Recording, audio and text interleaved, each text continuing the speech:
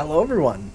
Welcome back for some more Let's Play Great Ace Attorney Chronicles. It's been a little bit of time since I last played, because Street Fighter came out in between. So let's give ourselves a bit of a reminder, right? We got here not a lot of information, honestly. We got the receipt about 2 shillings tendered in the receipt of the picture of Monsieur Lecoq, a meal for Gabriel, and Canterbury yearnings. Okay? Alright. In terms of people, most of the people are pretty obvious. The Debs here, which are more literary references that I am absolutely missing. We can go back to prison now and talk to him about what we're doing. Right? We're going to go talk to him. It's been a minute. Let's go see him. We've been doing all sorts of investigating. Okay, this is on the way out. It's time, Mr. Naruhodo. We must hurry back to the prison. Yes, I know. Let's hail a car... Oh. Huh? What's the matter? It looks like something's going on over there in front of the Deb's house. What's going on? What's happening? Who are you? I know thee not, old man. Fall to thy prayers. You're weird. You got a big old chin, buddy. Oh, you calling an old man, you rum-looking nimny-pimney? That sounds like a slur. There are more things in heaven and earth, Horatio, than are dreamt of in your philosophy. Who's this Horatio fella, eh? What are you on about? I'm literally gonna extend my chin out for that voice. Excuse me? What the? Who are you now? I'm sorry, it just looked as though there might be some problem here. And my associate here, Mr. Ryunosuke Naruhodo, is a lawyer, you see. You're a lawyer? What? If I can be of any assistance, I'd be happy to help. I'm from Japan, but I have studied English law. Fine. I'll be on my way for the day, but you mark my words. This ain't over yet. Get thee to a nunnery. Why are you just quoting Shakespeare? Do I look like a bloomin' nun to you? Oh, what the frick are you, buddy? Oh. I do hope you're not injured. Oh, fair Eastern maiden, thou art so gentle. Thank you. What was that all about? There are more things in heaven and earth, Horatio, than are dreamt of in your philosophy. I'm not Horatio either. Forgive the inquiry, sir, but are you a lodger here in the Deb residence? Oh, fair Eastern maiden, thou art so right. Yes, I do dwell in this humble abode. Mr. Deb mentioned he had another lodger, didn't he? This must be the man. Do you happen to know the other lodger who lives on the first floor? Ah, yes. A gentleman named Natsume. Oh, more worthy a polemist in my battle of words, ne'er could there be. Is he speaking in iambic pentameter? Oh, more worthy a polemist in my I'm not counting it right. Sorry? Battle, you say? Who is the stronger, Hamlet or Macbeth? Mr. Natsume and I sparred long into the night. Who is the strong... No, I don't think it's iambic pentameter. I see. I don't fully understand, but it seems Mr. Natsume and this gentleman are acquaintances, at least. So fair maiden, so good gentleman. I can tarry here no longer, fare thee well. I didn't really understand him, but I think he's returned to his room. Seems he's unaware of what's happened to Mr. Natsume, so he can't really help us. He's probably the murderer. With Soseki-san and that man as lodgers, the Deb house is certainly full of eccentrics.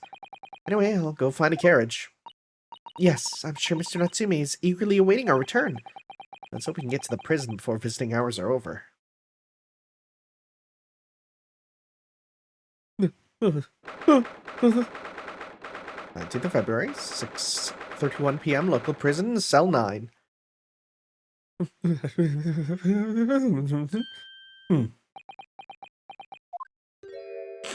Oh, it's you! You're here! You came! Locum student Mr. Naruhodo Esquire!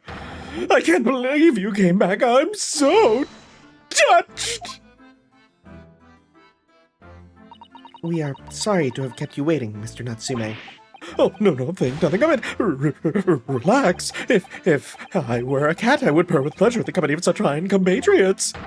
Noble, nurturing, never-failing Nipponese. I don't like that term. It still feels wrong. Oh, now let's, not get carried away. Oh, I quite agree. Who's this? There's nothing more reassuring than the familiarity of one's native land. On the other hand... Oh! It is through friendship transcending international borders that one truly appreciates the fact. Such is my belief, at least. It's you! The miserable, rotten spy! Herlock Sholmes! Mr. Sholmes, what are you doing here? Intention of doing anything per se. Save observing, of course. Whatever do you mean, Mr. Sholmes? Well, having encountered some curious reading material in that gloomful room, and having unmasked the secret identity of that eccentric pair, well, I decided I should drop in on my way home, to see how our divested friend is faring. Gloomful room? At least your accommodation here offers a window, my dear fellow. In that case, it is the superior option. Anyway, I must commend you on your taste in books. My day has been a delight and not cost me a penny. You! How dare you, Herlock Sholmes!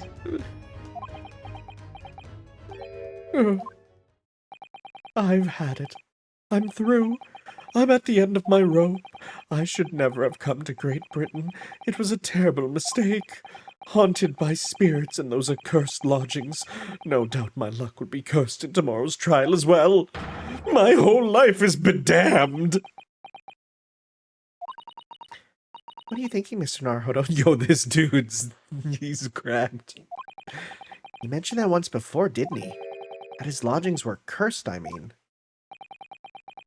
And there's much truth in Mr. Mustache's words. What? Cursed is a wholly appropriate description, I would say. For the man's lodgings, and indeed for tomorrow's trial. What's that supposed to mean? Can you tell me about the ghosts? Well, first off, what do you got to say about these books here? You bought them? We found this receipt in your room, Mr. Natsume. That's right. I went out to buy some new old books. Is that a contradiction in terms? And it was on your way back to your room that you saw the woman being stabbed?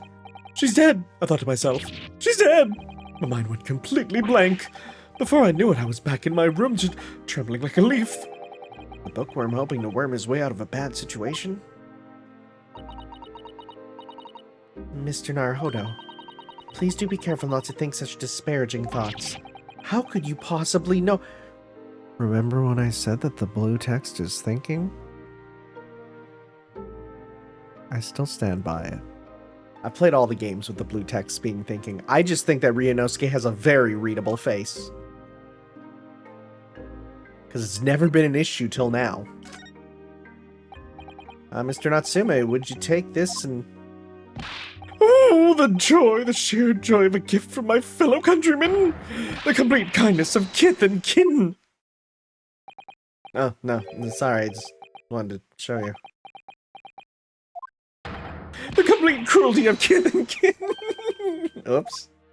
It might be the best getting something wrong thing ever. Okay, what's up with the cursed trial? Mr. Natsume, what do you mean by what you said just now? About the trial tomorrow being cursed? Oh no, why are you looking so grave? You're making me nervous. I was just getting carried away, that's all. I didn't mean anything by it.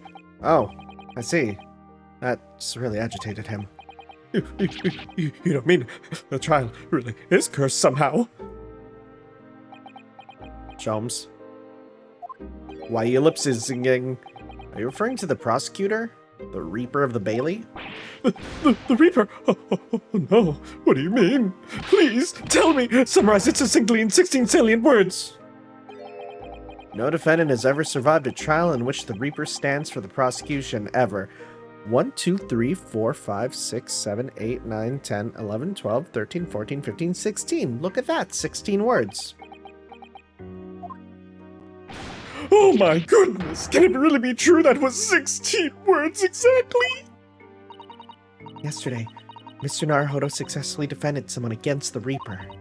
But then, after the trial was over, the defendant passed away in unusual circumstances. Mr. McGill did. What? I'm impressed, Mrs. Sato. You have an eye for detail. Actually, the Lord Chief Justice told us. Mr. Sholmes, surely it can't be that having failed to have the accused convicted, Lord Van... So apparently it is Zeke's. People have been telling me it's actually Van Zeke. Right? It's not Zyke. It is actually Lord... He's not even on here. It is Zeke. Lord Van Zeke. Right? Actually, let me double check, because people got on me for the pronunciation before. And knowing me, I'll probably say it wrong again sometime in the future. So just to double check to really get it through, because apparently it is said one time. Let's go with Zeke. Let's see here. Yeah, it's just pronounced Zeke. People are telling me. Perfect. Lord Van Zeke's killed the man himself? Oh no, he couldn't have, surely. You have some wonderful notions. Sorry? The man isn't a mass murderer, he's a court prosecutor, my dear fellow. Oh, yes. Why, of course he is. Of course he is, then why are you trying to scare me? It couldn't be said, however. The real truth about the man is even more terrifying than your hypothesis. Uh-oh. What on earth do you mean by that? Let's go to cursed lodgings first. When you said a cursed lodgings before, you were referring to your room at Mr. Garadeb's house, I assume? You mean to say you believe the place is cursed?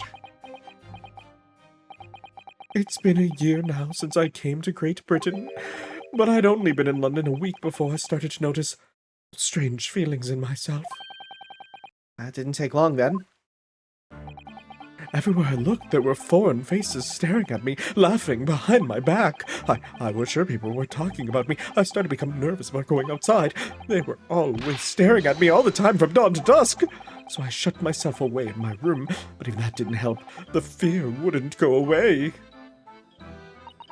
You must have been very lonely, having been away from your homeland for such a long time. I've had to move a number of times, most recently to that room on Briar Road, a week ago now. Yes, that's, why did you choose there? It seems a little inconvenient. The rent is cheap. I have so little money, it appealed to me straight away. Of course, I asked why it was so affordable. The landlord just simpered and said, "What, a room is cursed? Oops!" He quickly tried to cover his mistake, but it was too late, so I told him, "If you have something to say, then say it, but if not, don't mention it in the first place." Yes, well said. But it was true. It was all true. You mean the room really is cursed, then? Ever since I moved in that windowless hellhole, my sleep has been plagued with nightmares. I awake feeling as though I've been choked to death. And in my waking hours, people are stabbed in front of me as I walk down the street. I'm branded a killer, thrown in prison. Nobody wants to know me. I'm surrounded by scary, sinister spirits. If only there was someone, just one person on my side. Maybe two, from Japan. Can no one find it in his and or her heart to believe in me? Really, no one at all. To believe. Yes, to believe. to believe. Well, let's go back to the Reaper. Van Zieks is quite an exceptional man. However, in London courts of law, exceptional does not equate to winning every case without exception. That's good. Soseki-san looks like he's gonna cry tears of joy. As you are no doubt aware, in a British criminal trial there is both a judge and a jury. The judge officiates based on the letter of law, whilst the jury offers public opinion and common sense.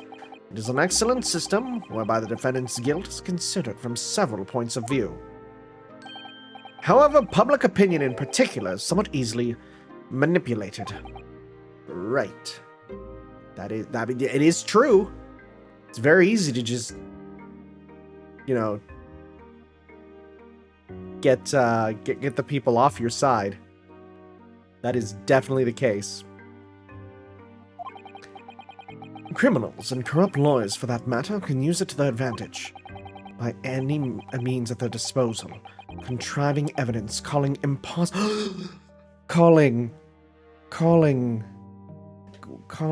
frick, where is it?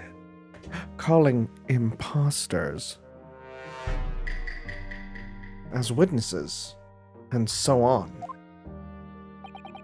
By such underhand means, those who would want to, are able to sway the jury, which means that even in the light of irrefutable evidence, the prosecution can fail. But it means the wrong verdict can be passed. And sadly it is from time to time, my dear madam. It is simply the reality of the situation. And that's all right. However, those indicted by Lord Van Zieks cannot escape justice. Their fate is sealed. Oh my. Though the adjudication may see them leave the courtroom with their freedom, within months they all disappear.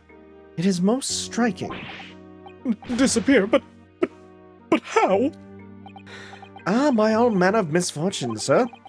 Perhaps they are trampled under a passing carriage. Perhaps they fall into the Thames and drown. Perhaps they are suddenly overcome by a raging fever. Perhaps even attacked by a highwayman. Oh, no. All examples of the reality of events here in London, I'm afraid, Mr. Naruhodo. Maybe just living in London just increases your chance of death. I knew it. I'm a dead dodo, done for, doomed. But what if I believe in you, buddy? Mr. Sholmes. Me, Mr. Naruhodo. Pray, what can I do for you? It's about the case on the SS Buria, if you recall. Buria. The Buria. Ah, that case. The one with the snake. Well, yes. At that time, I was a suspect, but you believed in me and listened to my side of the story, and you helped us to investigate. I did I? Interesting. He's completely forgot all about it. What I want to know is why. Why did you believe in me? They're not even talking about me anymore. I see, yes, you mean. Because you were a grimly dressed, shady Eastern fellow found with the victim in a locked room? Why is the race part in red? Well, if you like, yeah. I mean, I guess you could say that. I'm a little surprised that the answer requires explanation, my dear fellow. It's quite simple, really. You said I didn't do it. But I could have been lying. Surely you must have had your doubts. Oh, surely you must have had your doubts. You must have suspected me a little. I think perhaps you have misunderstood. I neither recall believing in you, nor in that which you were telling me. What? You see, the only things I believe in are those I choose to believe in. What? What do you mean, Mr. Sholmes? I make up my own mind about what it is to be believed and what is not. If I should like to believe in something, I do. The circumstances can hang as far as I'm concerned. But I could have betrayed your trust. In that case, I should have made an elementary error of judgment, nothing more. Betrayal of trust is an overused excuse in my opinion. Meaning? They're not even considering me right now. Whether or not one should trust another is, in the final analysis, down to oneself. It is a matter of whether or not one can trust oneself. Yes, he's right. He's right, locum student Mr. Naruhodo, Esquire. Whether or not I can believe myself. A defense lawyer is only as good as his faith in his client. And that comes down to how much faith he has in himself.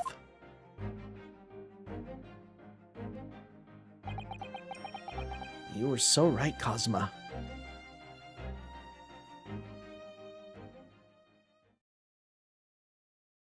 Well, what are we doing?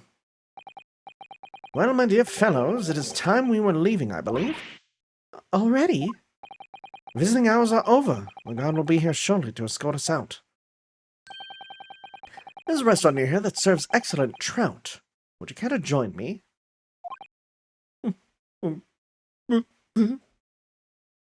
He heard trout. That's a sleeper word. Oh dear. There is never enough time, is there?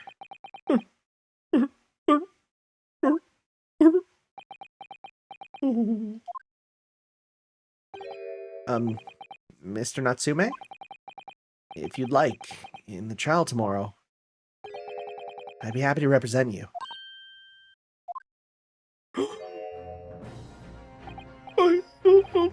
Locum student Mr. Naruhodo, Esquire. As I said, I only experienced the British courtroom for the first time yesterday. And although the man I was representing was found not guilty, I lost sight of something crucial. Something crucial? What to believe in. The defendant, justice, or the truth. How to believe, even. But I think I've finally worked it out. I've decided I must believe in myself above all else. To trust my instincts. Mr. Naruhodo. Yes, Mr. Naruhodo. And my instincts are telling me that you, Mr. Natsume, are innocent of this crime. And it's imperative that we prove it that in court. Locum student Mr. Naruhodo, Esquire. I will fight for your innocence until the bitter end, with every weapon available to me. So I hope you'll permit me to represent you tomorrow. As I said when we first met, I'd like to entrust my fate to someone who will listen to me in my native tongue. Of course, Mr. Natsume. It would be fair to say, Mr. Naruhodo, that your mind was in many ways made up from the outset. You merely needed the events of today to fully realize it. Yes, I think you're right about that. It's been a roundabout journey, but I got there in the end. That bad woman! Mrs. Sato? Yes? Would you be willing to stand by my side tomorrow and help me in court? Absolutely. As I said this morning, you may consider me your personal judicial assistant. Nice. The shocking events of yesterday's trial still weigh heavily on my mind, but it's time to stop looking backwards. Kazuma believed in me, and Mr. Sholmes believes in me now too, so it's time. Time that I learn to believe in myself. Soseki-san has no one. He's all alone, so it's my job to help him, to fight his corner. Tomorrow, in the courtroom, with all the strength I can muster. Nice. It's time. Time for court to start. I think we did pick a good time to actually stop last time because we got a little bit of a reminder, right? And now, we're heading into court. Which is something that in real life, I probably wouldn't be into, if I'm going to be honest. But, man, I wanted to be a lawyer growing up just because of these games. Kind of a good thing I did, and I'm going to be honest. Alright. Well, I never expected this. Who would have thought we'd be back here again so soon? We are on a study tour of Great Britain with the intention of learning the country's legal practices. In order to research the latest court procedures here, we need as much court experience as possible. Well, yes, I suppose that's true, but the person in the dock, it may be it may well be his or her one and only time in court, and it could be life-changing. In which case, treating it as research may seem a little crass. Oh, when you put it like that, you're quite right. Good morning. I'm guessing. Oh, yeah, there he is. Ah, Mr. Natsume. Good morning. Oh dear, are you alright? Your eyes are terribly bloodshot. They are, yeah. The early bird catches the worm, as they say here in Great Britain. Yes, I've heard that expression. But I really don't want to catch a worm. So I tried desperately not to wake up early, but I was so worried I couldn't catch a wink. And now I'm absolutely exhausted as a result. Do all literary people take things so literarily? That's a fun sentence. Tough to say also. Thank you for putting your faith in us today, Mr. Natsume, but please get some eye drops. You look like you boofed a big one, you know? I wish I had 9 lives. My whole future hangs in the balance. I'm too terrified to tremble. I mean, you're doing it right now. Really? Yeah, because I can feel tremors on the floor. I can't do this. I can't take it. What was that little pose, buddy? Although, locum student Mr. Naruhodo Esquire. Yes? I caught a glimpse of the public gallery as I walked by the courtroom. It looked like the opening night of the opera. There were so many people. I had no idea my case was such a notorious affair in London. Oh, neither did I.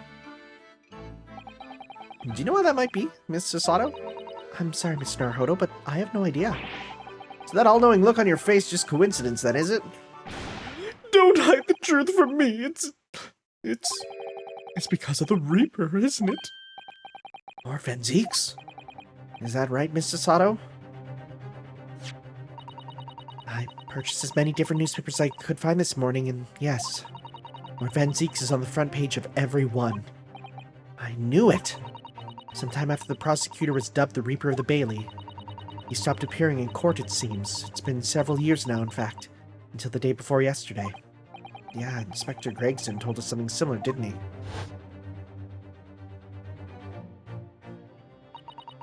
The trial 2 days ago marked Lord Venzique's return to the courtroom after a very long hiatus. The trial of Magnus McGilded. Oh, what a harrowing experience that was.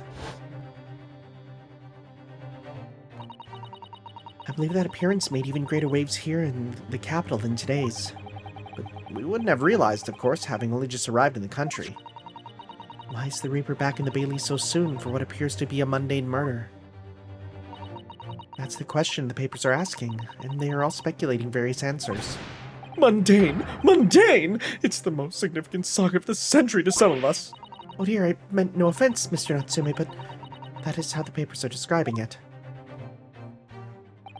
Well, lest we forget the fact that lest we also forget the fact that it could spark an international incident. Obviously, the reappearance of this infamous prosecutor has caught people's attention, but there's another blatant similarity with the trial of 2 days ago. Yes, I agree. Locum student Mr. Naruhodo Esquire. It's you! Me? Well, I suppose that's true. Both times, it is you who stands against this legendary prosecutor. It can only mean that you're friends with the Reaper! Please, I don't rub shoulders with death bringers. I'm afraid that there's really only one other explanation.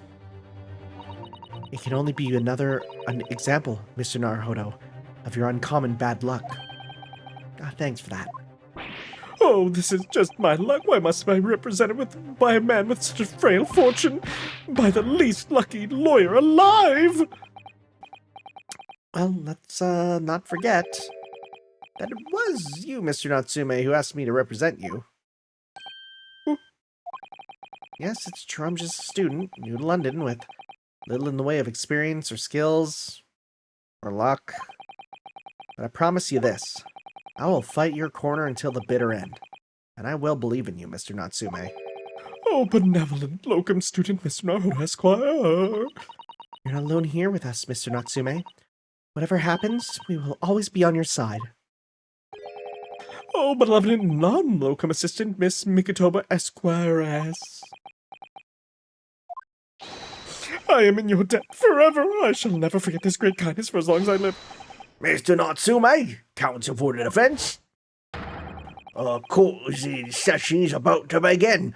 Kindly make your way into the courtroom at once. All right then, Mr. Natsume, it's time. Let's go. Yes.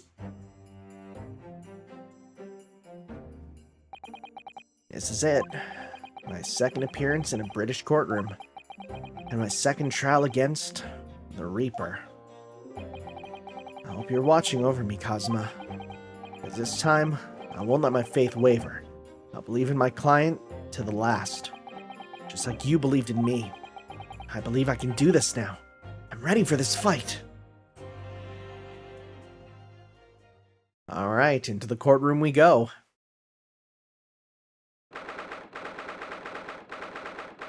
"10 a.m. sharp. The Old Bailey courtroom." Oh, that is a whole new set of people on the bench. In the name of Her Majesty the Queen, I hereby declare this court to be in session. I now call upon the counsels for the prosecutor and defense to declare their willingness to proceed. The prosecution is fully prepared, my lord. The defense is ready, my lord. The Nipponese are a truly fascinating breed. Sorry, what? Lord Strongheart has told me all about you. That you are a student who arrived in London but 2 days ago. A mere amateur.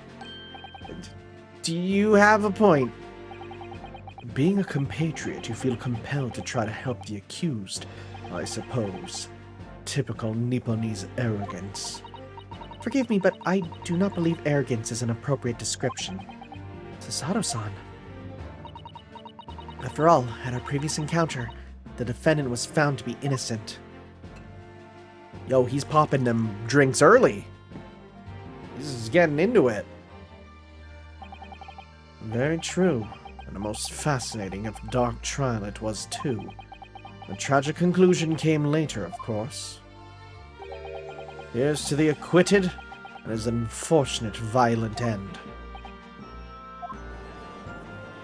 It's not just gonna be that he just kills them all the time, does he? Thank you, counsels. I see both sides are in a fine fettle. Now, ladies and gentlemen of the jury, are you ready to carry out your duties here in court as impartial members of the public? Oh, frick! Is it you again? Oh, okay. I never know when you might be down on your luck, but I believe in fair play for everyone. Well, I must warn you, I'm rather more ruthless than I appear. Wait, are you the same guy again? Oh, well, not me. What you see is what you get. I'm a peace-loving fellow. Oh, and it's you? I'm afraid to say, I think it's quite possible that Mustache Foreigner did the deed. Oh, you're big, McLarge huge. Come on, what are you waiting for? No doubt he did it anyway. I'm sorry, didn't quite catch that. Oh boy, you're the same one. Very well, let us proceed. Opening statement, if you please, Lord Van Zeeks. Very recently, Great Britain signed an alliance with a rising power in the Far East. Accused in the dock today is a student from that same land, a certain Mr. Soseki Natsume. And while our country has extended this foreign student the warmest of welcomes, regrettably the kindness has not been returned.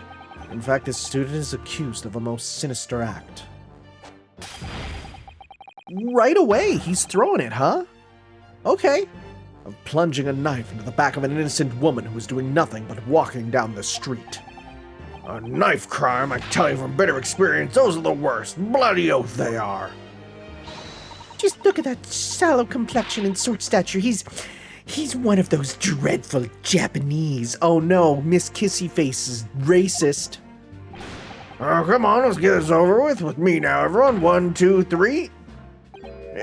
Sorry, didn't quite get it. Pray forgive the discourtesy of smashing my hollow chalice here in the great chamber. Allow me to call the first witness to the stand. Very well. Bailiff, lead the inspector in, please. Hello, Gregson. Your name and occupation, please. Yes, sir. Tobias Gregson, Detective Inspector at Scotland Yard. Would you please summarize the events of the case for the court, Inspector? The victim is thought to be a young woman in her 20s by the name of Olive Green. I beg your pardon, Inspector? Thought to be? Yes, having been stabbed in the back by her attacker's knife, the victim fell unconscious. That was 3 days ago now, and now she's been comatose ever since. So wait, one thing, it's not technically a murder. Two, do they actually not have, like, well, I guess, is this before DNA? This is absolutely probably before DNA testing. What? So they don't even know who she is for sure? Comatose. I see. But her life is not in danger. Fortunately for the Eastern student, the charge will not be murder. Pray elaborate on the details, Inspector. Sir, if I could ask everyone to look at this street map. As I mentioned, the incident took place 3 days ago, at around 5 in the afternoon. It happened on the pavement running alongside Briar Road, a wide thoroughfare for horse-drawn vehicles. But it had not been long since it stopped snowing as the victim, Miss Green, was walking down the street. Out of the blue, she was approached from behind by the accused and stabbed in the back. Luckily, the young lady's life was spared, and she's currently being treated in one of the city's hospitals. But being unconscious as she is, we've been unable to take statement from her, of course. It's a case file with everything we know about the victim so far. Thank you, Inspector. The court will accept the documents as evidence, if you please. Case file's been added. She was found with a knife in her back and is currently in hospital, yet to regain consciousness. What of the weapon that was used? Sir, I have that here. It was removed from the victim's back. Ouch, that big thing is starting to make me scared to walk down the street now. With a heavy blade like that, almost anybody would have been able to stab the poor woman. Even the scragged-looking Soseki-san, I suppose. A common or garden jackknife, I would say. Rather nondescript. Thank you, Inspector. The court accepts the blade as evidence. Jackknife. A large but commonplace folding knife is found lodged in the back. Hey, guess what? I'm going to look at it right now. Now then, what we know of the motive? Body or valuables, I presume? Let's take a look at it. Well, first off, young woman, stout build. Sure, we'll go with that. Reporting officer is Rolibita. Victim remains unconscious. Her name was gleaned from her personal effects. That means it could absolutely not be her. Apart from a single stab wound from the large knife, no other injuries. The assailant was seen running away by the reporting officer and was successfully arrested. Let's see here. Let's see, what can we look at? Is it just the knife itself? Looks like a flip. It's got a chipped end. See that? Oh, look here, Mr. Naruhodo, just at the tip. A small piece of the blade appears to be missing. You're right. Well spotted, Mrs. Sasato. I wonder what could have happened to it. Yes. You don't think it could still be lodged in the victim, do you? Oh dear, I do hope not. That sounds terribly painful. I feel like that's very important, you know? Anything else? No, it just opens and closes? Alright. Sounds good to me. From what we can tell by looking at the woman's possessions, it seems she was a poor student herself. I'd imagine she would have anything much worth pinching, my lord. I see. Well, in that case, are we looking at some deep-seated resentment toward the victim? I'm afraid I couldn't say. Apart from visiting second-hand bookshops, the defendant, Mr. Natsume, doesn't appear to get out much. At the moment in time, we haven't been able to establish any sort of connection between him and the victim. Yes! If theft and grievance can be ruled out as motive, what reason could Mr. Natsume possibly have had for stabbing the young woman?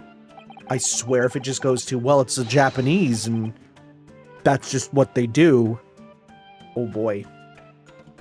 And you arrested the man in spite of that, in a totally unjustified and heavy-handed way. Objection!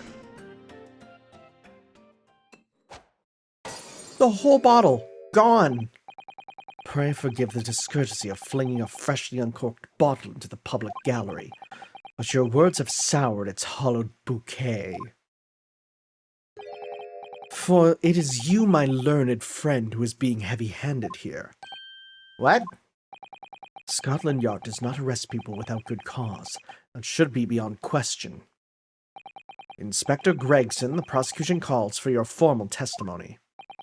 Explain to the court precisely why the constabulary, that's a fun word, came to arrest the Nipponese student.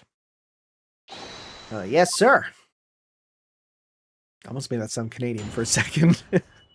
It's hard to keep it in check. As I said, it was 5 o'clock in the afternoon when the incident occurred, and there was an unusually light fog. Visibility was reasonably good, and there was no one else alone but the victim and the accused. Rather. Out of the blue, the victim was stabbed from behind and subsequently collapsed on the pavement. The accused ran off, scattering his belongings all over the floor. Those being a number of old books he'd just bought. He was on his way home from a bookshop, it seems. It was just a matter of working out who the books belonged to, and, well, we found the bloke to arrest him. Old books, you say? Yes, my lord. I have a photograph here of the scene of the crime, taken immediately after the incident. She's just kind of down, huh? Like, whoop, there I go. Yes, I could see the books to which you are referring. Can we get what the titles are? Take that photographic print as evidence, please, Inspector. Taken right after, large knife can be seen thrust in the victim's back. You Nipponese are a spineless breed. Too cowardly to admit defeat. Why you gotta bring it up like that, bro? Come on. Oh, you can't, like, inspect it, really. Denying everything despite overwhelming evidence to the contrary. Well, I'm literally just doing my job, bro.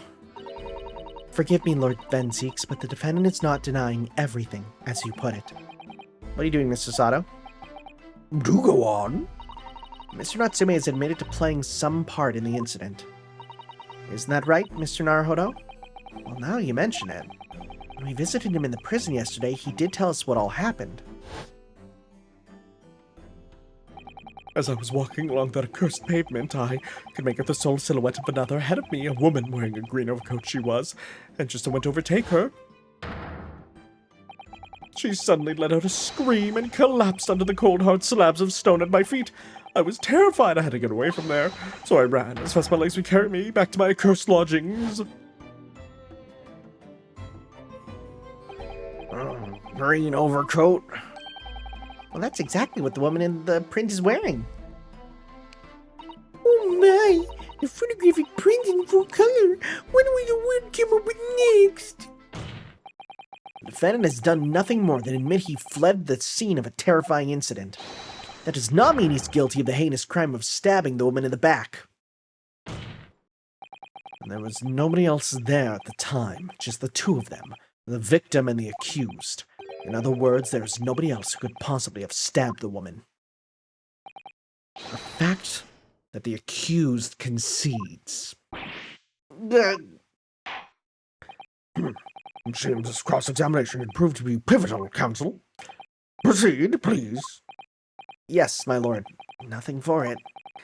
I have to use this cross-examination to turn the tables here. It's our only chance. All right. Let's examine. Cool, let's see. As I said, it was 5 o'clock in the afternoon when the incident occurred. There was unusually light fog. Tell me about this fog. Light fog, you say? Well, light for London. You can see the opposite side of the street for once. Not much farther, though. That's light, is it? Around these parts, yes. Not something I'd expect a Japanese fellow like yourself to know, of course. I read that London is famous for its fog, but But in my country, people usually imagine that gives the city a rather beautiful appearance. How quaint. My, how quaint!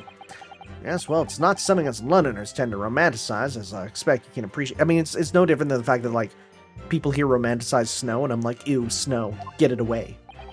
I see. This time of year, the fog causes a large number of accidents, especially when it's heavy. Sometimes you can't even see your own hand at the end of your arm. Indeed, the other day I was very nearly trampled by horses before I could see the carriage they were pulling. Ugh, Sasato-san, I should definitely remember to stop, look, and listen.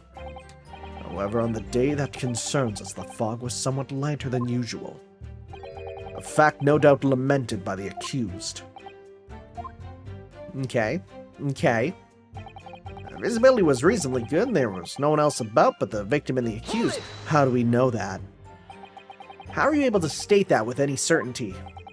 Quite simply, my learned friend. Because that is what the witnesses to this crime have told us. Yes, Inspector Greatson mentioned the witnesses yesterday, didn't he? That's right. One of them is a policeman, I believe, from Scotland Yard. That is correct, ma'am. Oh, just little slappies. Well, then we must hear their testimony.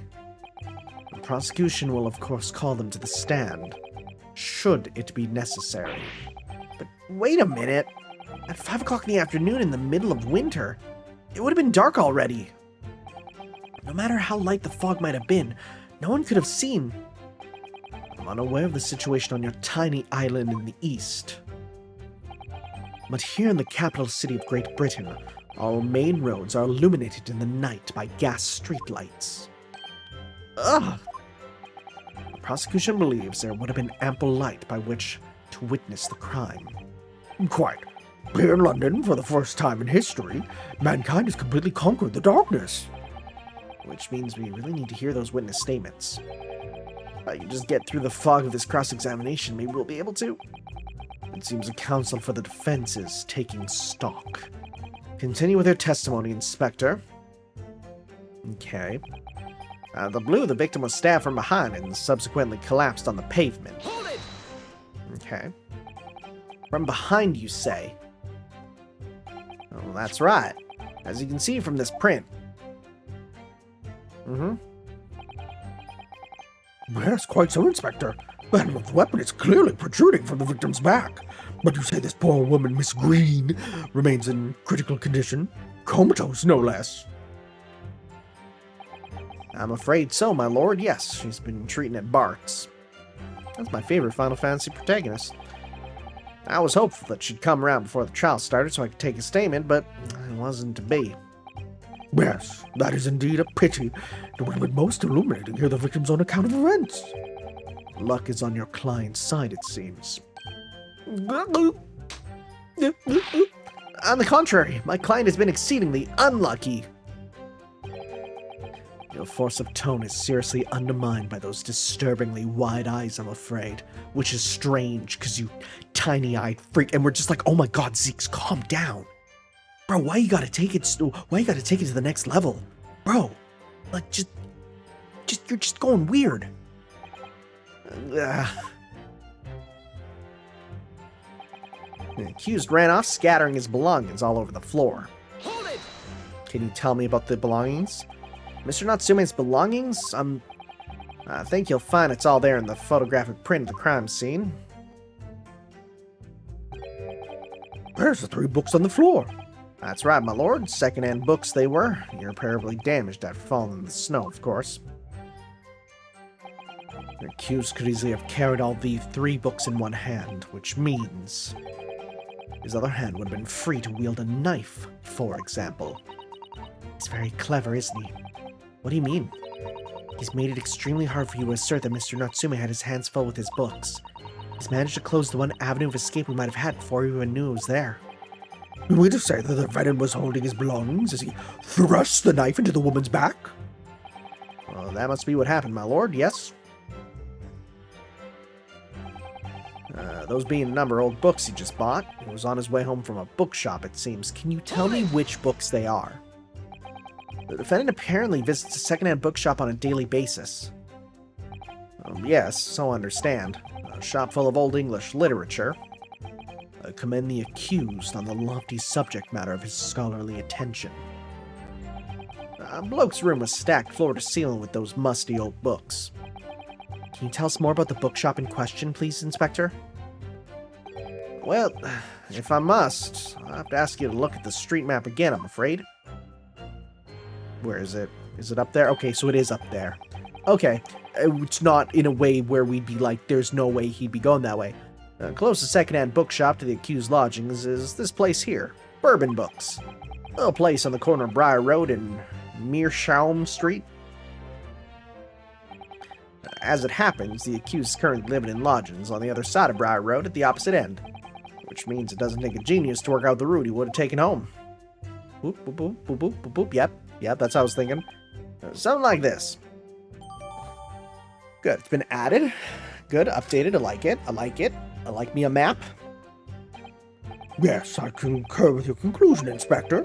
The defendant would certainly have passed the scene of the crime on his way home from that particular shop.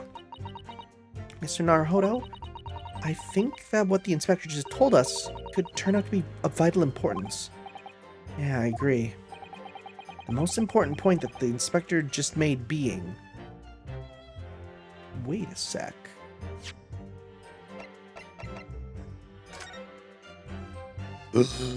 He didn't come from the bookshop. The name. Inspector Gregson, may I ask you a favor? What? Would you kindly add the name of the bookshop to your formal testimony, please? I believe it may be of vital importance. Maybe. Oh, well, you know, I mean, yes, it could be a very important clue. Very well. Not that I can see it being of any great significance, but please revise your testimony accordingly, Inspector. Yes, sir, my lord. Whatever you say. Can the man be any more sardonic? Alright, let's, He was on his way home from Bourbon Books, a secondhand bookshop, which he apparently patronizes. Well, that's not nice. Don't patronize it. Hold it! It's a joke. I know it's not that. Don't worry. So the shop is called Bourbon Books, is it? Well, that's right. It's the closest secondhand bookshop to the accused lodgings. And to get there, back to his room, he would have gone right past the very spot where the incident took place. If I could just confirm one point, can we be sure that the defendant really did visit Bourbon Books on that day in question? Oh, well, we haven't actually confirmed it, no. You haven't confirmed it? Why the devil not, Inspector? Well, the thing is, the shopkeeper's gone on a trip, you see. Left the morning after the incident to collect more stock, I'm told.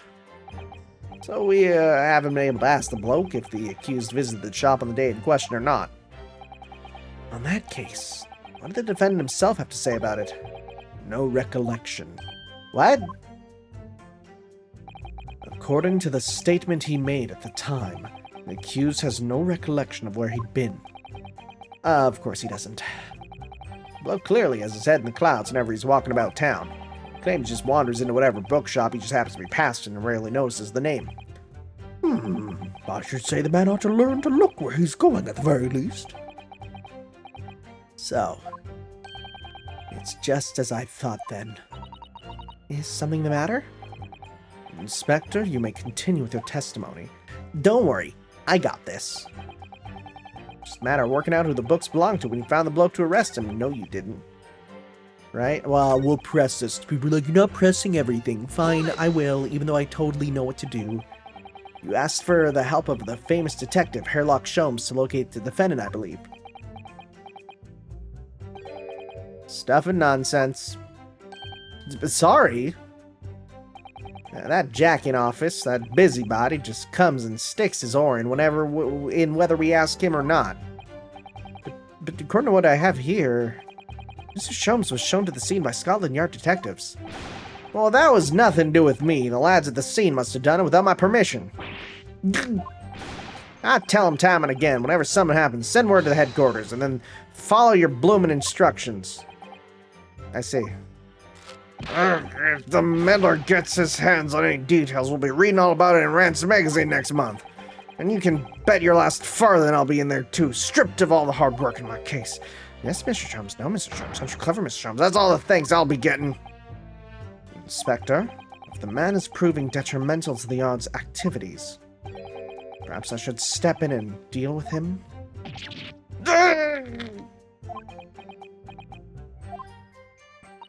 It appears Inspector Gregson is lost for words. Yes, the Reaper's words carry a lot of weight, obviously. Anyway, the point is this. That tiny Japanese bloke's already admitted it. He's admitted that those books all over the pavement at the scene were the ones he bought that day. Yeah, but not from that store. Rather. What do you think, Mr. Naruhodo? If you're unable to sway the jury during this cross-examination, I'm afraid Mr. Natsume's fate will be sealed? Well, yes, they're sure to find him guilty. So one way or another, I have to expose an undeniable inconsistency in the inspector's testimony. Which we'll do right friggin' now. Alright, present. Guess what? Boom. If I could just stop you there, Inspector Gregson. What is it, sunshine? I'm a busy man, you know. It's a receipt that we found in Mr. Natsume's room. It was issued on the day of the incident, and details the purchase of 3 second-hand books. And you found that in the accused's room, did you? Yes, but the point is not where the receipt was found, but the name of the shop printed on it. Go on. This receipt was issued from a bookshop called Your Books. Your books? Y-O-R-E, I presume. Yes, my lord. So Mr. Natsume did indeed purchase a number of books at a second-hand bookshop that day. However, the bookshop in question was not Bourbon Books. What? Inspector, do you know of this other bookshop? Yes, sir. Your Books is another second-hand bookshop not far from Bourbon Books. It's just that, well, it's such a small place, I didn't think the accused would have known about it. But in fact, that is the bookshop in which the defendant visited on the day in question. And this receipt proves it. Yes. For what difference it makes. However the man purchased his musty tomes, it makes no difference in the final analysis. I disagree. I mean, after all, I have the street map here, if that might help. Oh, yes, thank you. Have a look at this, please. If the defendant had been returning from Bourbon Books, then yes, he would almost certainly have passed the place where Miss Green was attacked. I swear if it's just right next door. However, if we take into account the fact that he was actually at another bookshop, Your Books, it may very well be that he wouldn't have passed that location at all. Could that be true? My, it rather depends on where this other bookshop is, but I do declare it may be a possibility. Is that right, Mr. Lawyer, sir? What did you just say? Wait, did I read that wrong? What was that? What you just said, rather? Okay, absolutely. It absolutely could be right. I swear, if it's just right beside where it should be. Inspector Gregson, where is this Your Books establishment? Well, obviously we looked into that. Where is it? Well, it turns out that Your Books...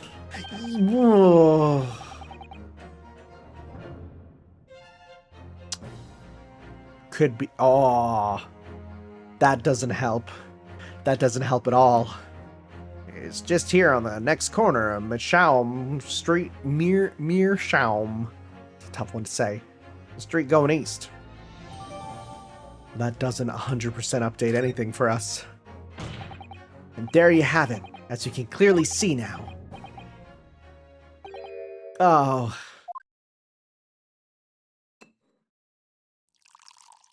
Oh, he's drinking on us.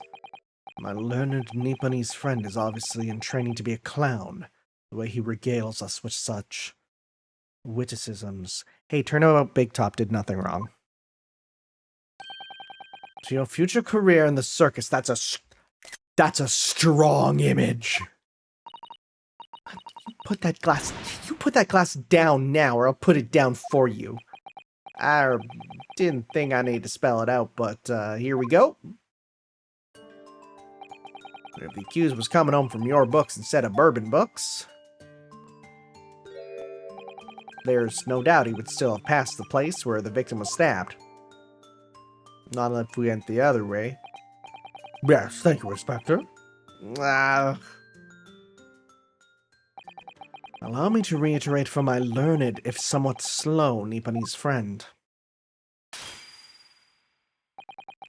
Whether the man purchases musty tomes, wherever the man purchases musty tomes, it makes no difference in the final analysis. We thought we had some... As I suspected, you can't fool me, and I don't suggest you try. What did I say? Hey, I've had enough of this now. I beg your pardon terribly, sir, but would you mind repeating it? Mr. Naruhodo, we mustn't give up. What do you mean? If the prosecution assertion is correct, members of the jury may very well decide that Mr. Natsume is guilty. She's absolutely right. We must consider the assertion just put forward by the prosecution very, very carefully. They claim Soseki-san must have passed the location of the incident on his way home from your books, but no, he didn't have to. I'm objecting. The assertion just made by the prosecution is fundamentally flawed. Explain yourself, counsel. Yes, my lord. You can see what I mean on this map. When returning from your books to his lodgings, Mr. Natsume could have followed the route suggested by the prosecution. However, that isn't the only conceivable route to take between the two places. Yeah, thank you for not making me draw it. If the defendant used these streets, look what happens. He arrives back at his lodgings without passing the location where the victim was attacked. Objection! Talking back to a clown is a fool's errand, of course. However, I feel compelled to point out that route is what is commonly referred to as the long way round. Ah. On a cold winter's night, why would any man choose to take a longer route home? Well, the answer is extremely simple. He wouldn't. In other words, the accused took the obvious route back to his lodgings as the obvious perpetrator of this crime. But, yes, I got it. Obviously, we must ask the man himself. Ask Mr. Natsume which route he took home. I've already informed the court of the accused's response to such questioning. He claims he has no recollection. That's right. As I said, the bloke seems to have spent his time wandering outside, wandering aimlessly from A to B, which means if he's wandering aimlessly, there's a chance he could have taken it. That day was no exception. He says he doesn't remember where he was or which route he took home. So the possibilities there. I don't believe this!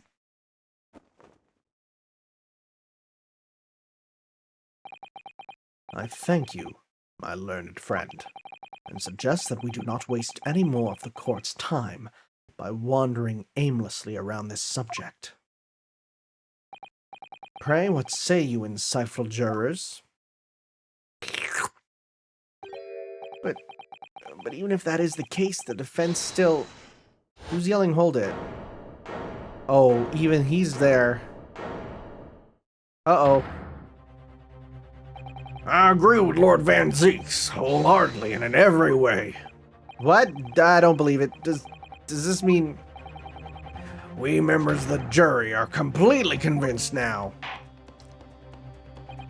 Very well. In that case, I hereby call upon all members of the jury to present your findings to the court. Guilty! Uh-oh. Guilty. Guilty. Guilty. That's not the voice I expected. Oh boy. Guilty. That's right. Well...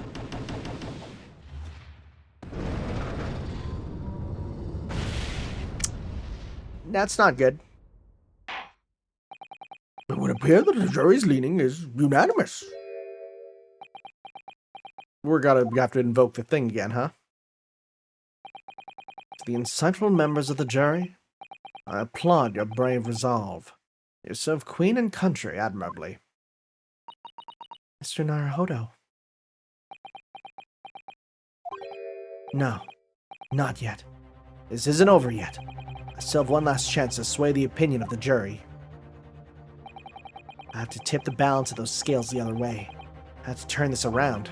Somehow. In the eyes of a quarry not yet willing to give up and die. So I presume you intend to wield your rights again in this trial. Rights of the defense written into antiquated British law that should have been buried long ago. Call it antiquated if you will. It's the defense's prerogative to carry out a summation examination if it so chooses. Very well, counsel. In accordance with the letter of the law, we shall proceed with a summation examination. Are the members of the jury ready, Mr. Foreman? Of course we're ready. I'm all too familiar with that Nipponese whippersnapper and his onkus refusal to throw in his alley. Onkus? What the frick? Very well then, ladies and gentlemen of the jury. You will each explain on what grounds you have determined the defendant to be guilty. Swear to God, if one of them is just, well, he's Japanese. Judicial findings. Let's go. The jurors' contentions. Well, for pity's sake, that little Nipponese oddity already admitted it himself, didn't he? If he said that a woman in green collapsed before his eyes, why, it could only have been the victim. Well, the man wouldn't have gone around the houses on his way back from the bookshop, not in winter. So the poor woman was attacked from behind. Was see how dreadful. I really don't care. Can't we just wrap this up now? I got work to be doing. Your books, yes. Nice shop, Dad, but bourbon books? No, not worth a visit. Why is it not worth a visit, old guy? With only minor exceptions, the reason for finding the defendant guilty are all too clear. When the stabbing occurred, the only two people at the scene were the victim and the accused. And the accused himself has admitted to seeing the victim in her green overcoat sink to the ground before his eyes. Furthermore, we have heard from the inspector that the defendant then fled the scene. I must say, I would have ample grounds to convict this man already. Oh dear, even the judge appears convinced of Mr. Natsume's guilt now. Why did he have to run away like that? How are we supposed to believe in some phantom attacker that nobody could see? This is impossible. How can I possibly make a case for the defense? Mr. Naruhodo, this is no time for grumbling. If we want to force the trial to continue... Yeah, I know. I have to turn the tide. I must make the jurors change their minds. Well, 4 of them at least. Exactly. We have no choice but to forge forward. You have the floor, counsel. Begin your summation examination. Yes, my lord. Blah, let's go. I just need to keep this trial going somehow. Whatever it takes. Come on, Rinosuke, you can do it. Alright, nothing jumped out at me. Alright. The defense's rebuttal. For pity's sake, the little Nipponese oddity already admitted himself. Alright, well, we can press them. Hold it! Did he now? Excuse me, but, aren't you... Yes, that's right. I was in the witness stand myself just 2 days ago. I had a feeling I knew your face. The side of it, anyway. If I remember correctly, you're a banker, aren't you? That's right, after the gold rush down under. He is supposed to be Australian. I'm not doing an Australian accent. That's not happening. I came back to London to work. I was all going swimming until you started fossicking around. Bruce Fairplay was a man of repute. Sorry? Don't think I've forgotten how you treated me the other day. You had me and that young hatter pegged as criminals. Ah, well, you know, water under the bridge. There's all sorts of rumors buzzing around, and the police have been badgering me nonstop. If I could turn back the clock. Well, anyway, I don't know about the hatter, but at least I'm in the clear now. And free to make up my own mind about who's guilty and who isn't. Thank goodness. Alright, maybe I might struggle to change this man's mind given our awkward history. Oh dear. I wonder what's become of Mr. First now. Well, let's go to ask him. If he said that a woman in green collapsed for his eyes, why, it could only have been the victim. You're right about that. You're right that at the time of the incident, the defendant admits to having seen someone wearing a green overcoat walking ahead of him. Well, quite. That's precisely my point. Clearly, that someone wearing green was the victim. And clearly that funny little Nipponese man with the disturbing mustache is the culprit. But let us not forget, madam, the defendant vehemently denies attacking the woman. Why, of course he does. If he admits to stabbing her, his life is over. That man is obviously a liver-faced coward, honestly, claiming the woman simply collapsed for... I feel like she's related to the love note. Is she the book person with the love note? I wonder. Claiming the woman is simply collapsed for his eyes. If that's a lie as you're suggesting, do you not think he would have concocted something more credible? Oh, I really couldn't say after all. You are foreign. Who's to say what goes through your funny little minds? Oh, you are hyper-racist. I could tell you what's going through my funny little mind right now, but you wouldn't like it. I do declare that man has already made the admission. He himself has stated that there was no one else around. Surely the conclusion is obvious. No one else could possibly committed this awful crime. Ugh. If no one else could have done it, the accused must be the man. Really, it couldn't be more simple. Your argument is compelling in its simplicity, I must admit. Oh my, you are too kind, my lord. That went well for her. Alright. Or the man wouldn't have gone around the houses on his way back from the bookshop, not in winter. But you can't deny that there are other routes Mr. Natsume could have taken back from your books. Oh yes, like you drew on the map, you mean? What was it, Calabash Road or something? Precisely. Yeah, but it seems to me that what counts is whether the little Japanese fellow actually went that way or not. Well, yes, that's true. And at the moment, there's no proof that shows he did, is there? But, yes, that's true as well. And as I understand it, the accused himself doesn't remember which way he went, does he? But, yes, that's annoyingly true. Winter nights are dark and cold, so the way I see it, you'd want to get home as quick as possible. But, yes, why is all this true? So really, the only thing that makes sense is that he went home along Briar Road. Yeah, I'm supposed to be convincing you here. I'm giving it a lot of thought, you know. I just didn't make up my mind on a whim like he did it. I mean, if there was some logical reason he might have gone the Calabash Road way, it'd be different. I'd be happy to reconsider my position in that case. Honest, I would. A reason why Soseki-san might have taken the longer way home. Yes, a good reason. I don't imagine you'll be able to sway this young man's opinion without one. So we need to give a reason.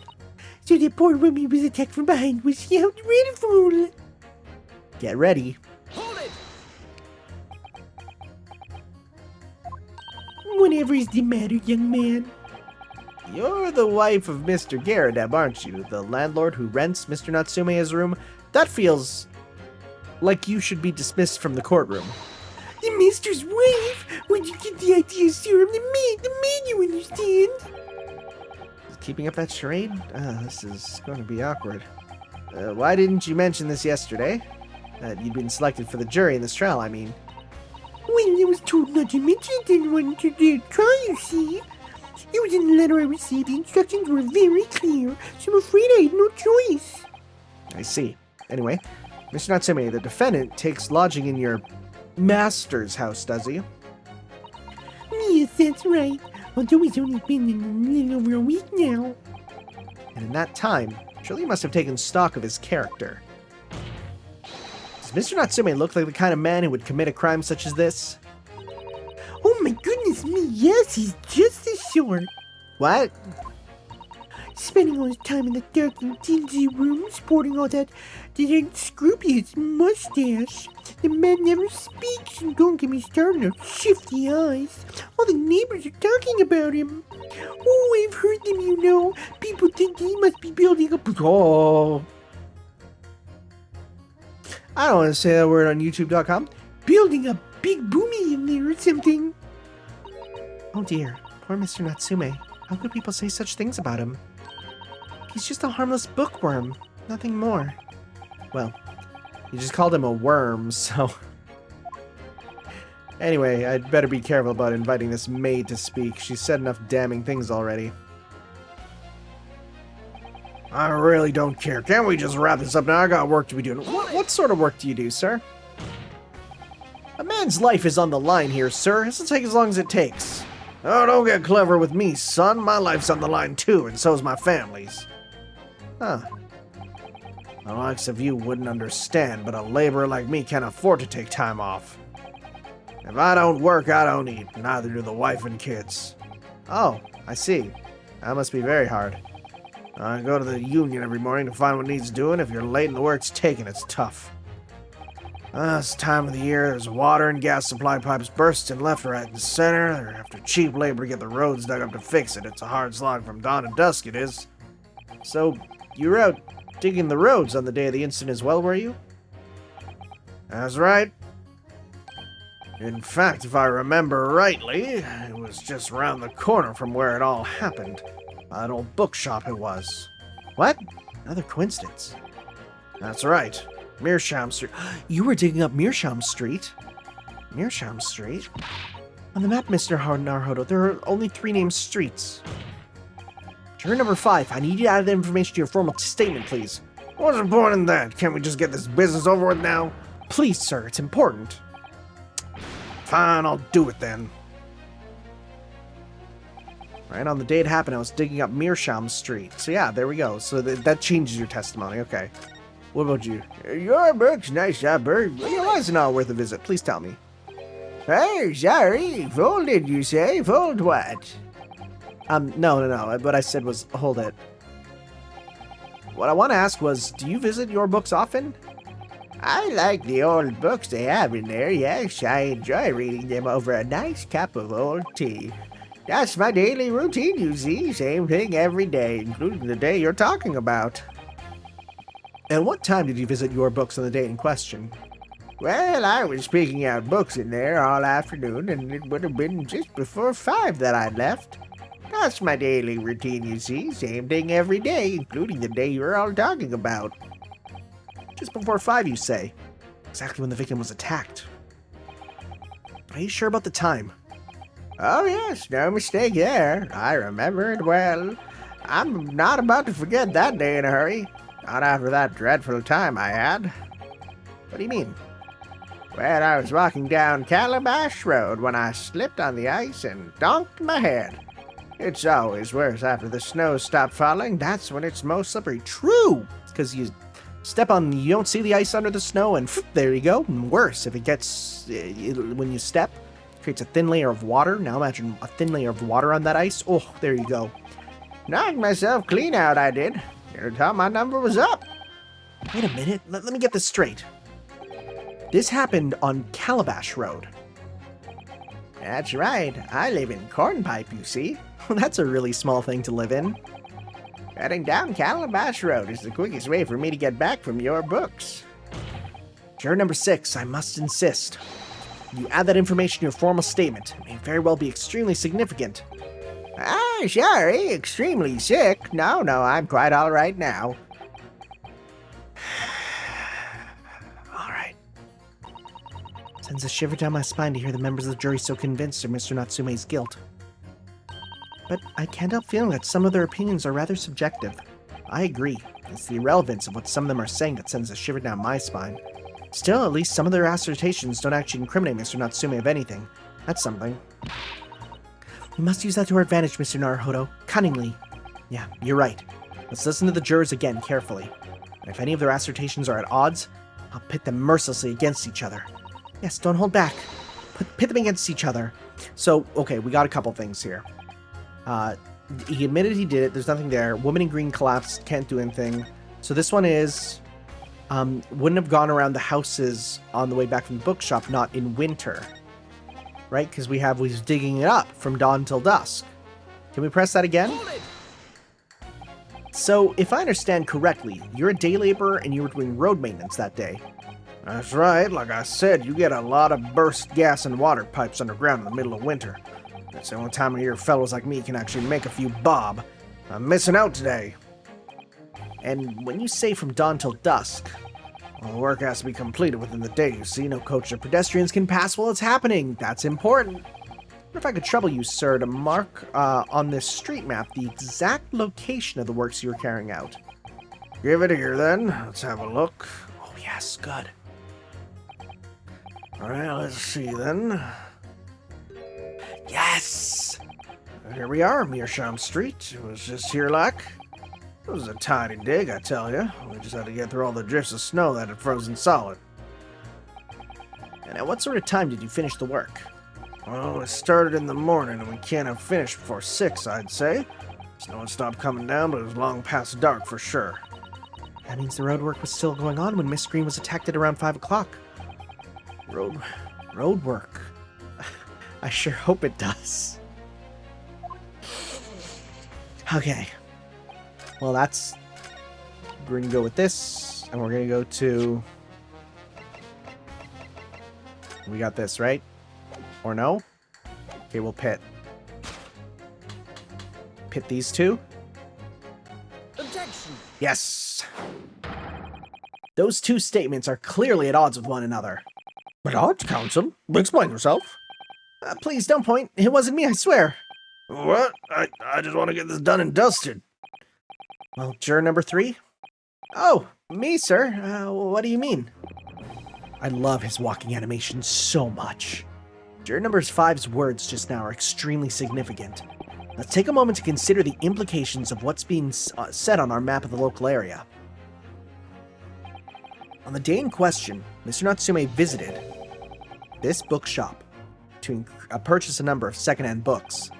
And on the same day, we now know that there were works being carried out on Meerschaum Street, making it impassable, which means the defendant's route home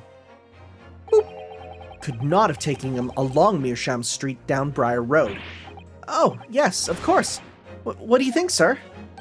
Well, yes, you can't argue with that, really, can you? You must have had a good 2 yards or more of the pavement up. Every gentleman and gentlewoman that came along had to turn back and go the other way.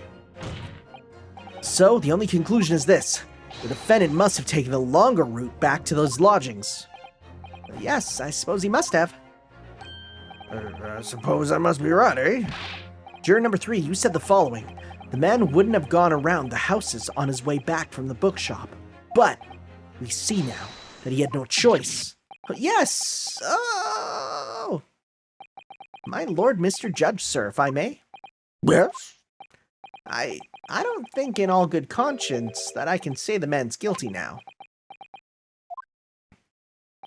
Yes, I'd like to see this trial continue so we can get to the bottom of what really happened. Is this not Mr... I thought this was Mr. First. I swear to God, if this guy's like, my name's Mr. Second, actually. What about you, sir? Who, me? Well, alright then. There's a hole in the prosecution's argument. Should be filled in. That's what I said. Fill the hole filler.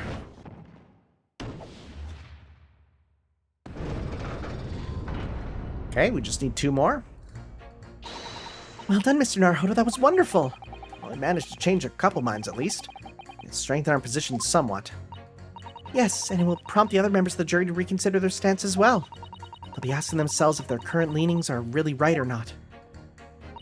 Now, if we could just identify one more clue or discrepancy that would make them stop doubting Mr. Natsume, we might be able to tip the balance completely. Yeah, that's exactly what we've got to do. And Zeeks is looking to bring this trial to an early conclusion. That's what we have to prevent, by whatever means we have at our disposal. See, this shouldn't be too hard, because we know it's going to be something about bonking the head on the way back. Beg your counsel, on with the summation examination, please. Yes, my lord. Yeah, so it's going to be, we're going to take the words of the slippery old man. I have to say not guilty at this point, so I can see this trial goes from here. Woman in green collapsed. Okay, let's see. Because it's going to be this on Calabash, right? That would be why he forgot. I just need to find out before his eyes it could only have been the victim. Okay. Well, wait, what about was attacked from behind? Are we going to say... Because there's got to be something with this. Let's see. Let's try maybe... Is there more to press? We press more? Hold it! Is there more? No, this is the same. Okay. Is it something to do about the fact that it can't be from behind now? Is that what we're going to do?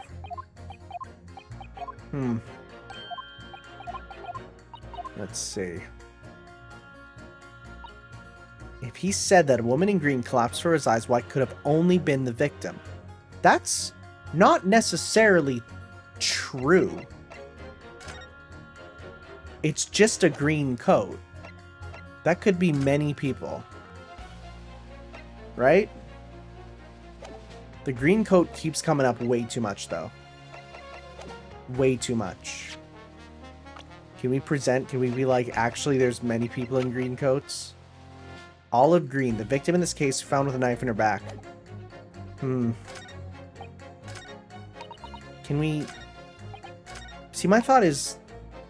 Stabbed in the back. Collapsed before his eyes. No. He admitted it himself. You have slipped over myself, knocked myself clean out. Wait! You're in a green coat.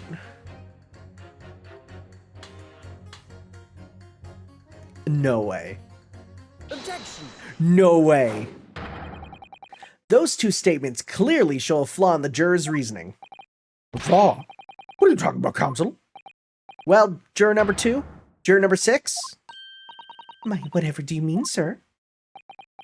Oh my god. I think perhaps the old man didn't hear you. Unbelievable. It's not like I was loud or anything. There's at least one fact of which we can be sure of here. The bookshop receipt found in the defendant's room clearly indicates that on the day of the attack, he had been to your books and purchased a number of second-hand titles. He then returned home on foot. But the man says he has no recollection of his return journey. That's correct. But what he does remember is seeing someone appear in front of him on the way. Someone in a green overcoat who suddenly collapsed on the pavement before his eyes. Yes, we are well aware of this. The poor young woman who was stabbed, obviously. Can we really be sure of that, madam? My, whatever do you mean? I'm sure you heard juror number 6's account of what happened to him that day. That same afternoon, there was someone else, apart from the victim, who was wearing a green overcoat and who fell over on the icy streets in the neighborhood. Oh my! Oh my goodness, you mean... That's right. I'm referring, of course, to hard of hearing, juror number 6. Are you really suggesting that the person in the green overcoat whom the defendant saw collapse in front of his eyes was the jolly old gentleman on the end of the bench here with me today? That is entirely possible, yes. After all, the old man has a somewhat similar build to the victim. Well, look at that. Oh my goodness me! Hey, sorry, you need a pee? Oh, woman, my mouth's right here. Can we get him out of the room, please? Okay. And crucially, we know precisely where the old man in green overcoat fell. On Calabash Road. Therefore, if the person who Mr. Natsume saw collapsing in front of him was in fact juror number 6, it means the defendant must have taken the long route back to his lodgings. And if that's true, then clearly, the crime scene on Briar Road where the woman was stabbed was not on his way home. Oh my! It's got that. Can't handle them lips. You idiot old man. If you hadn't been so daft as to be roaming about there, we'd have boxed this off hours ago. And really, what were you thinking wearing such a befuddling coat? What you say to me? Is it a crime for the elderly to walk the streets these days? Is it a crime to slip on the ice? Is it a crime to keep up with the latest styles and wear a beautiful green overcoat, is it? Who's yelling, hold it?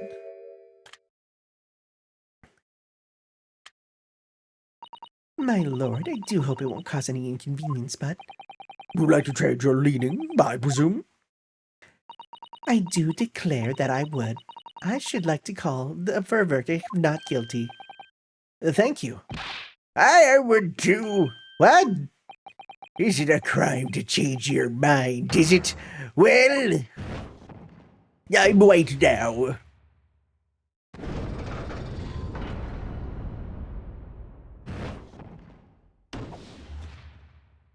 Heck yeah. We do it. Well, That summation examination is concluded with a rather large shift in opinion. The ayes 2, the noes 4, so the noes have it. Not guilty, they say, which means we no longer have a consensus among the members of the jury.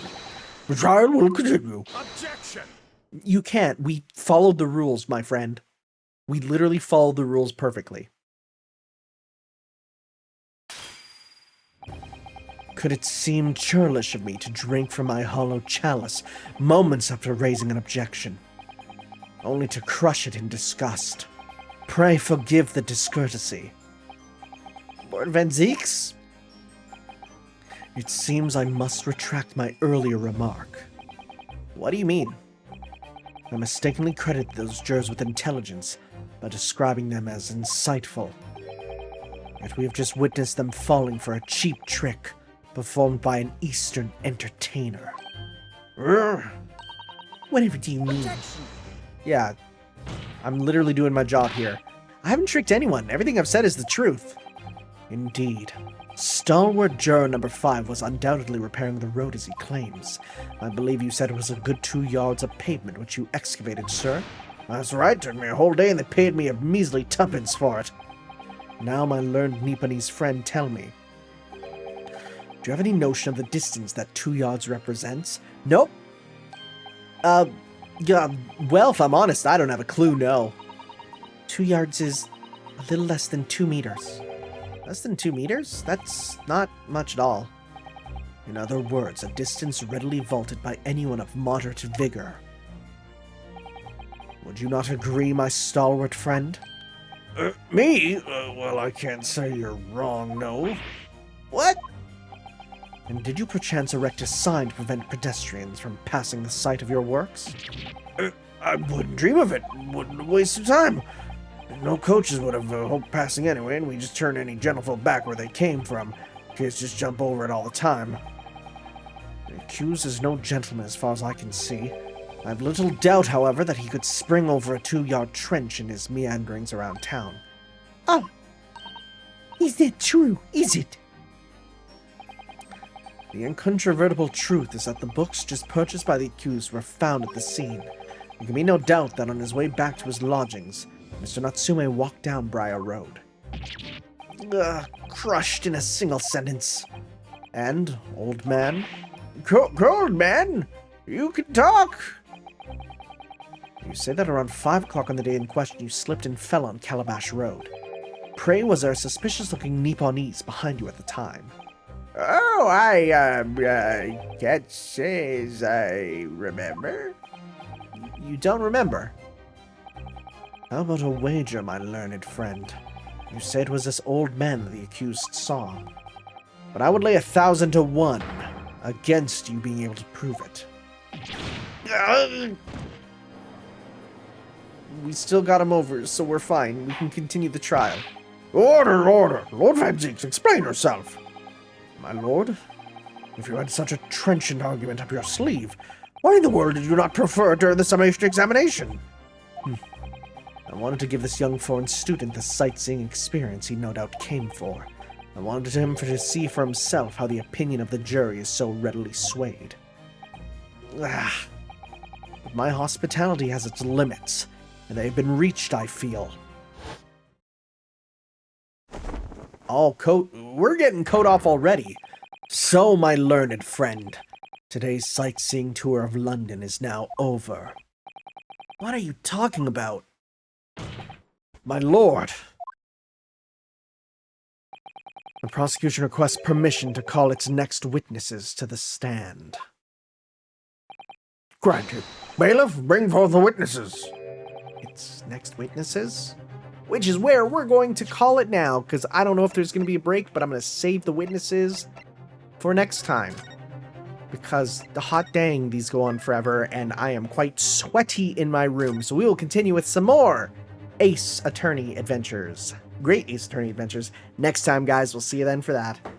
Ciao.